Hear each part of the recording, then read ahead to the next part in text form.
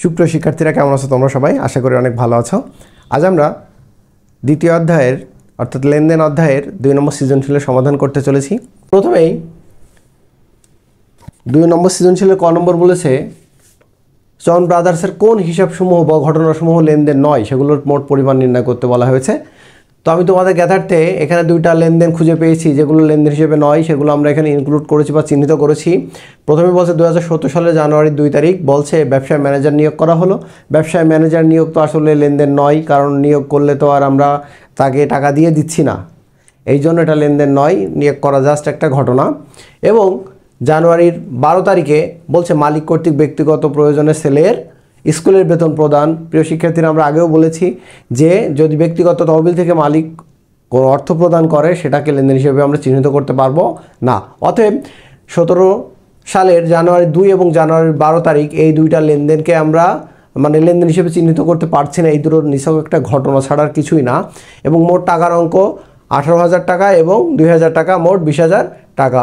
তাহলে আমরা বলতে পারি যে লেনদেন নয় এমন ঘটনাসমূহ 2টা, 2 তারিখ এবং 12 তারিখ। প্রিয় শিক্ষার্থীরা, 2 নম্বর প্রশ্নের খ বলছে চয়ন ব্রাদার্সের লেনদেনগুলো সমীকরণ পদ্ধতিতে কারণসহ ব্যাখ্যা করো। অর্থাৎ কারণসহ ব্যাখ্যা করতে হবে। আর কারণসহ ব্যাখ্যার ছক আমরা ইতিপূর্বে একবার করেছি। 1 নম্বরে আমাদের কারণসহ ব্যাখ্যার একটা ছক ছিল, আমরা এই রূপ অনুসারে করতে পারি। প্রথমে আমাদের যে 4টা লেনদেন আমরা অন্তর্ভুক্ত করেছি বা দেখেছি যে এই 4টা লেনদেন আর 2টা কিন্তু লেনদেন নয়, সেগুলোকে আমরা কতে পোস্টিং দিয়েছিলাম।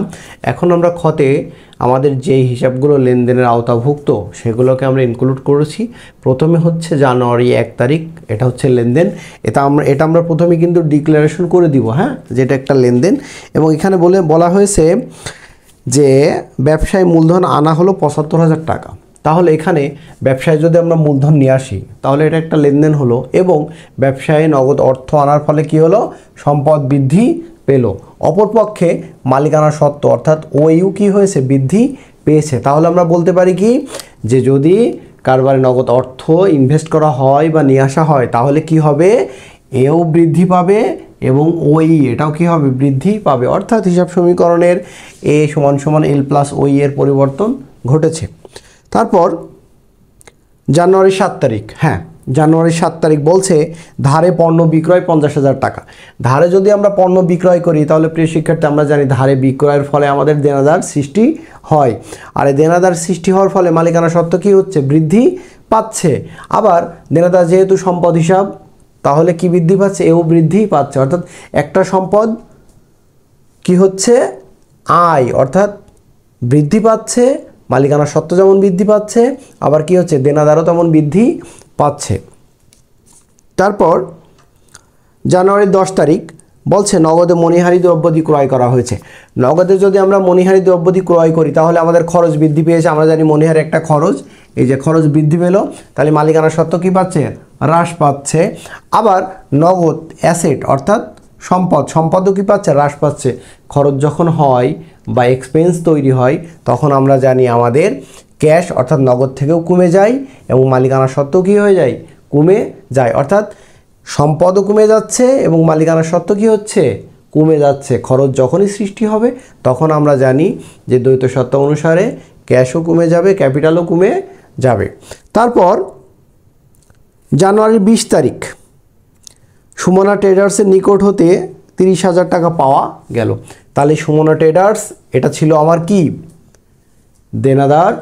অর্থাৎ তার কাছ থেকে আমরা কি পাচ্ছি? অর্থ পাচ্ছি। সেক্ষেত্রে আমরা কি লিখতে পারি?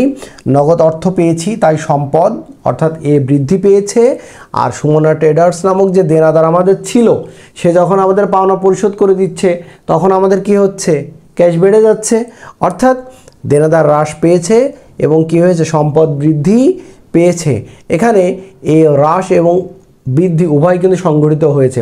আমরা জানি একটা সম্পদ বাড়লে আর একটা সম্পদ কি হবে? কমে যাবে। তাহলে এখানে চয়ন ব্রাদার্সের 2 নম্বরে আমাদের যে সমস্যাটা সমাধান করতে বলা হয়েছিল যে হিসাব সমীকরণ পদ্ধতি কারণসহ ব্যাখ্যা করো। আর আমরা জানি হিসাব সমীকরণ এ = এল প্লাস ওই অর্থাৎ সম্পদ = দায় প্লাস মালিকানা সত্ত্ব। তাহলে অনেক টিচার এখানে অনেক বিস্তৃতভাবে লেখে, আমার মনে হয় যে যতটুকু এখানে বর্ণনা করেছি এতটুকুই এনাফ, এর থেকে বেশি আর লেখার দরকার নাই। হ্যাঁ, তোমরা ঠিক সহজ সরল ভাষায় যেন টিচারদের বোধগম্য হয়, খুব সহজে কোনটা সম্পদ, কোনটা দায়, কোনটা মালিকানা সত্ত্ব, কোনটা হ্রাস পেয়েছে, কোনটা বৃদ্ধি পেয়েছে, কি পরিবর্তন হলো, সংক্ষেপে নিজেদের ভাষায় তোমরা লিখে দিবে। কেমন প্রিয় শিক্ষার্থীরা? গতে বলছে যে চয়ন ব্রাদার্সের লেনদেনগুলো দ্বারা হিসাব সমীকরণের উপর প্রভাব দেখাও। আমরা আগেই জানি যে হিসাব সমীকরণের প্রভাবের ছক হচ্ছে এইটা, এখানে সম্পদ সমান সমান দায় প্লাস মালিকানা সত্ত্ব হবে এবং শেষে একটা রিমার্ক বা মন্তব্যের জন্য একটা ঘর নির্ধারিত আছে।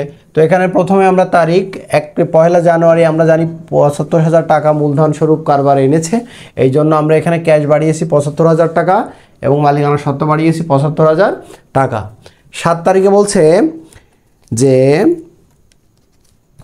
ধারে পণ্য বিক্রয় 50,000 টাকা। তাহলে ধারে যদি আমরা পণ্য বিক্রয় করি তাহলে আমাদের প্রাপ্য হিসাব বা দেনাদারের একটা ঘর হয়েছে এবং এটা কিসে বিক্রয় করেছি? বাকিতে। তাহলে আমার কি হয়েছে?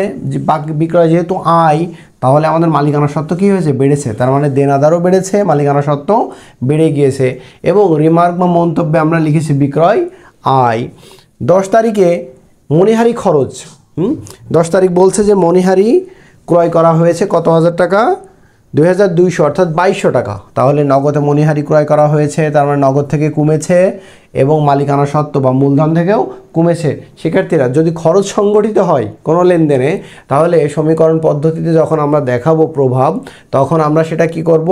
নগদ থেকেও বাদ দিব, মূলধন থেকেও সেটা বাদ দিয়ে দেখাবো। তারপর 20 তারিখ, জানুয়ারি 20 তারিখে বলছে যে সুমনা ট্রেডার্সের নিকট থেকে 30,000 টাকা পাওয়া গেল। তাহলে আমরা যখন আমাদের মক্কেলদের কাছ থেকে আমরা পাই তখন সেটা নগদে পাই, নগদ বাড়িয়েছি এবং কি করেছি আমরা? প্রাপ্য হিসাব বা দেনাদারকে কি করেছি? কমিয়ে দিয়েছি, কারণ দেনাদারের কাছ থেকে আমার আদায় হয়ে গিয়েছে। তাহলে এবার আমাদের ক্যাশ আমরা যোগ করলাম, যোগ করে আমাদের 1,02,800 টাকা হয়েছে।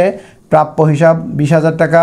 তাহলে টোটাল সম্পদ আমাদের দাঁড়াচ্ছে 1,22,000 টাকা 800 এবং দায় প্লাস মালিকানা সত্ত্ব আমাদের যোগ করে হয়েছে 1,22,000 টাকা 800। দায়ের ঘরে আমাদের কোনো ট্রানজ্যাকশন এই অঙ্কে নাই, তার জন্য আমরা দায়কে খালি রেখে দিয়েছি।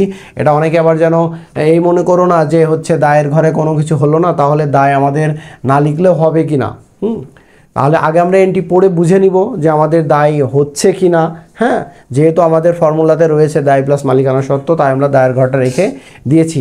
এবং রিমার্কে আমাদের নিজের মতো করে আমরা যেগুলো খরচ, আয় এবং মূলধন এইগুলোই মন্তব্যে আমরা লিখব। কেমন? তাহলে এই চয়ন ব্রাদার্সের অঙ্কে আমরা এটা দেখতে পাচ্ছি যে লেনদেনের প্রভাব যখন আমরা বিশ্লেষণ করব তখন আমাদের নিম্নলিখিত ঘর অনুসারে সুনির্দিষ্টভাবে ছক আকারে সেটা আমরা সমস্যার সমাধান করব। প্রিয় শিক্ষার্থীরা, তোমরা যারা আমার চ্যানেলে নতুন তারা অবশ্যই চ্যানেলটাকে সাবস্ক্রাইব করবা। দেখা হচ্ছে পরবর্তী ভিডিওতে। আল্লাহ হাফিজ।